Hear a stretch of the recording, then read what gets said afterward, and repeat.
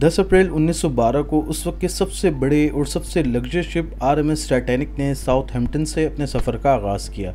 ये तारीख में पहली बार था कि दुनिया का सबसे लग्जरी शिप, जिसके बारे में कहा जा रहा था कि टाइटैनिक इज़ अनसिंकेबल, कभी ना डूबने वाले जहाज़ को तैयार कर लिया गया है। इस जहाज़ के बनाने वालों ने इसके पहले टेस्ट क्लियर करने के बाद इतने कॉन्फिडेंट थे कि उन्होंने बड़े पैमाने पर टाइटैनिक की एडवर्टाइजमेंट की और कहा कि ये जहाज़ कभी नहीं डूब सकता। आखिर अनसिंकेबल कहे जाने वाले जहाज़ के साथ ऐसा क्या हुआ कि वो अटलांटिक ओशन के करीब न्यू फाउंडलैंड पर अपने सफ़र के आगाज़ से ठीक 2 दिन बाद कैसे डूब गया। कवर टू फैक्ट्स की नई वीडियो में खुशामदीद मोअज़्ज़िज़ नाज़रीन। अगर आप हमारे चैनल पे नए हैं तो हमारे चैनल को सब्सक्राइब कर लें और बेल आइकन को क्लिक कर लें। टाइटैनिक अपने दौर का सबसे बड़ा और लग्जरी शिप 10 अप्रैल 1912 की सुबह अपने पहले सफ़र के आगाज़ के लिए तैयार था, जिसे देखने के लिए लाखों लोग साउथहैम्पटन पर जमा थे। ये जहाज़ 900 फीट लंबा और 25 मंजिला ऊंचा था। जहाज़ में 2 पोर्शन बनाए गए थे, एक VIP और दूसरा इकॉनमी साइड था। VIP पोर्शन में अमीर तरीन लोग सवार थे, जिनकी खिदमत के लिए अलहदा से स्टाफ रखा गया था। इस जहाज़ में उस वक्त का सबसे खूबसूरत इंटरनली डिज़ाइन तैयार किया गया था, जिस जहाज़ को स्टारलाइन कंपनी ने डिज़ाइन किया था, जिसमें लगभग 2000 वर्कर्स के साथ 3 साल का अरसा लगा। इन 3 साल के अरसे में इंजीनियर्स ने जहाज़ को महफूज बनाने के लिए कई टेक्निक्स इस्तेमाल की। बिला आखिर जहाज़ को 16 सेफ्टी ब्लॉक्स में डिवाइड किया गया। इन सेफ्टी ब्लॉक्स में 4 ब्लॉक्स में भी अगर किसी भी एमरजेंसी की सूरत में पानी भर जाता तो जहाज़ के डूबने के चांसेस 0% थे, वो अपनी मंजिल की तरफ बढ़ता रहता। लेकिन बदकिस्मती से इंजीनियर्स के इस फार्मूले ने काम नहीं किया। RMS टाइटैनिक को मैन्युफैक्चरिंग करने वाली कंपनी हॉलैंड एंड वुल्फ ने एक नहीं कई जहाज़ मैन्युफैक्चरिंग किए थे। वो जहाज़ बनाने में काफ़ी तजुर्बा रखती थी, लेकिन इस कंपनी को भी टाइटैनिक में 6 बड़ी मिस्टेक्स नज़र नहीं आई, जिन्हें वक्त से पहले ठीक करके शायद टाइटैनिक को बचाया जा सकता था और कई इंसानी जानें भी बच सकती थीं। टाइटैनिक के सफ़र के आगाज़ के साथ हादसे का सबब बनने वाली मिस्टेक्स की जाने लगीं। इन मिस्टेक्स ने इस सफ़र को कामयाबी के बजाय नाकामी में बदल डाला। मिस्टेक नंबर 1, किसी भी बड़े बहरी जहाज़ को उसके कवायद व ज़वाबित के तहत चलाया जाता है और बहरी जहाज़ में स्पीड लिमिट भी दी जाती है, लेकिन टाइटैनिक ने अपने सफ़र के आगाज़ से ही रफ्तार तेज़ रखी। कहा जाता है कि जहाज़ के कप्तान स्मिथ को मालकान की तरफ से प्रेशर था कि टाइटैनिक को 7 दिन के अंदर न्यूयॉर्क पहुंचाना है, जिसकी वजह से शिप को तेज़ रफ्तारी से चलाया गया।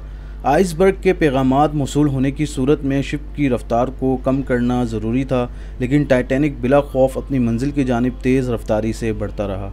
मिस्टेक नंबर 2, टाइटैनिक पर की गई तहकीकात से मालूम हुआ कि टाइटैनिक में इस्तेमाल होने वाले स्टील इतना पायदार नहीं था जो -2 डिग्री दर्जा हरारत में किसी भी चोट को बर्दाश्त कर सके। जब तहकीकाती टीम ने टाइटैनिक के कुछ नमूने लैब टेस्ट किए तो टाइटैनिक में इस्तेमाल होने वाले स्टील में सल्फ़र की मिकदार ज़्यादा पाई गई, जिसकी वजह से दर्जा हरारत में स्टील अपनी मजबूती कायम नहीं रख पाता। आखिर इतनी एक्सपीरियंस कंपनी ने बग़ैर लैब टेस्ट किए इतने बड़े बहरी जहाज़ में स्टील कैसे इस्तेमाल कर लिया, जो कि 14 अप्रैल की रात को आइसबर्ग से टकराने के बाद स्टील मुकम्मल तौर पर टूट चुका था, जो कि इतने बड़े हादसे का सबब बना। मिस्टेक नंबर 3, बड़े बहरी जहाज़ के फ्रंट साइड की टॉप पर एक लुकआउट बनाया जाता है, जहाँ 2 पहरेदारों को जहाज़ के आगे आने वाले रास्ते को देखने के लिए बिठाया जाता है और ये किसी भी एमरजेंसी की सूरत में कंट्रोल रूम को इत्तला करते हैं। लेकिन यहाँ मैनेजमेंट से इतनी बड़ी गलती कैसे हो गई? टाइटैनिक पर लुकआउट पर बैठे पहरादारों के पास दूरबीन ही नहीं था, जिसकी वजह से आगे आने वाले आइसबर्ग का इन पहरेदारों को काफ़ी नज़दीक आकर मालूम हुआ, लेकिन उस वक्त काफ़ी देर हो चुकी थी। तहकीक में मालूम हुआ कि दूरबीन की चाबी सेकंड ऑफिसर डेविड ब्लेयर के पास थी, जिन्हें जहाज़ के सफ़र के आगाज़ से ही उतार दिया गया था। शायद अगर पहरादारों के पास दूरबीन होती तो टाइटैनिक को बासानी दूसरी साइड पहले ही मोड़ दिया जाता। मिस्टेक नंबर 4, शिप में मौजूद इंतज़ामिया की जानिब से चौथी सबसे बड़ी गलती तब की गई जब इन्हें वायरलेस से बार बार समंदर में आइसबर्ग की वार्निंग दी जा रही थी, लेकिन बदकिस्मती से उस वक्त के कंट्रोल रूम के ऑफिसर ने 6 बड़ी वार्निंग को इग्नोर कर दिया और जहाज़ को आगे बढ़ने दिया। मिस्टेक नंबर 5, 11:40 पर लुकआउट पर बैठे पहरादारों ने आइसबर्ग को देखा तो फ़ौरन कंट्रोल रूम के लिए इमरजेंसी अलार्म बजाया और जहाज़ को लेफ़्ट साइड पर मोड़ने को कहा। लेकिन बदकिस्मती से 5वीं बड़ी मिस्टेक यहाँ तब हुई जब जहाज़ को लेफ़्ट साइड के बजाय राइट साइड पर मोड़ दिया गया, जिसकी वजह से जहाज़ आइसबर्ग से तेज़ी से टकरा गया। اور جہاز کا زیادہ تر حصہ آئس برگ سے کافی دیر تک رگڑ کھاتا رہا۔ مسٹیک نمبر 6، آئس برگ سے ٹکرانے کے بعد کیپٹن اسمتھ نے ان بلاکس کا جائزہ لیا جن میں پانی بھر گیا تھا۔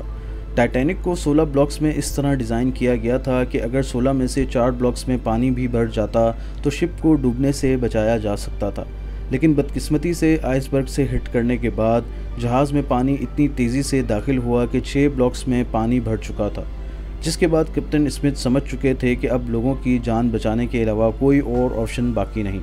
کیپٹن اسمتھ نے لوگوں کو بچانے کے لیے آپریشن شروع کیا۔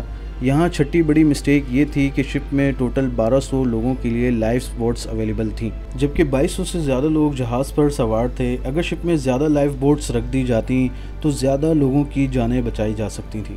اس حادثے میں 2200 میں سے 1500 کے قریب لوگ مارے گئے۔ بچ جانے والوں میں خواتین اور بچوں کی تعداد زیادہ تھی۔ کور ٹو فیکٹس کے معزز ناظرین، اگر آپ کو یہ ویڈیو پسند آئی ہو تو لائک، شیئر اور سبسکرائب کرنا مت بھولیے گا اور کمنٹ سیکشن میں ضرور بتائیے گا۔